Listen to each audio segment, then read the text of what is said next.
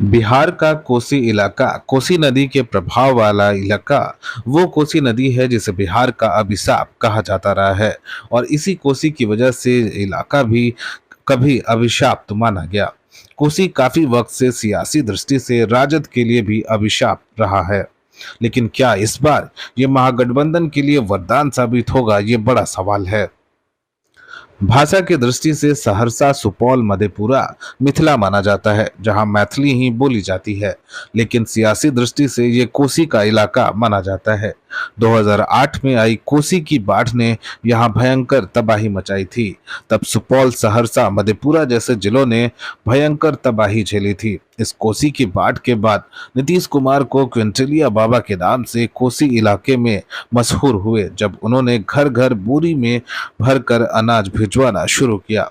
आज भी नीतीश कुमार इस इलाके में अति पिछड़ी जातियों और महिलाओं की पहली पसंद है। लालू यादव के दौर में एक नारा चलता था, रोम पूप का मधेपुरा गोप का, यानी मधेपुरा यादवों का। इस मधेपुरा में कभी लालू यादव को लोकसभा में भी हार का मुंह देखना पड़ा। पिछले 20 सालों से मधेपुरा समेत पूरी कोसी को एनडीए ने अपनी गढ़ में तब्दील कर दिया है।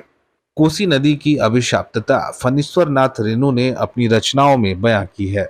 60 के दशक में अपनी रचना परती परिकथा में फणीश्वर नाथ रेणु ने लिखा है, अररिया पूर्णिया के इलाकों में जब कभी कोसी नदी बहा करती थी तो उसने कैसे इस पूरे कोसी इलाके को बलुई जमीन में तब्दील कर दिया। हर साल आने वाली बाढ़ ने पूरे इलाके को तबाह कर दिया। लेकिन इसी बलुई जमीन में कभी समाजवाद की फसल लहराई तो अब नीतीश का भाजपा के साथ वाला समाजवाद आ गया और बीजेपी के अंत्योदय का असर भी रहा। राजनीतिक दृष्टि से कोसी में 3 जिले आते हैं, सहरसा, सुपौल और मधेपुरा। सहरसा की 4 में से 3 सीटों पर एनडीए जीतती है। सुपौल की सभी 5 सीटें एनडीए के खाते में हैं और मधेपुरा की 4 में से 2 सीट एनडीए और 2 सीटों पर आरजेडी काबिज है।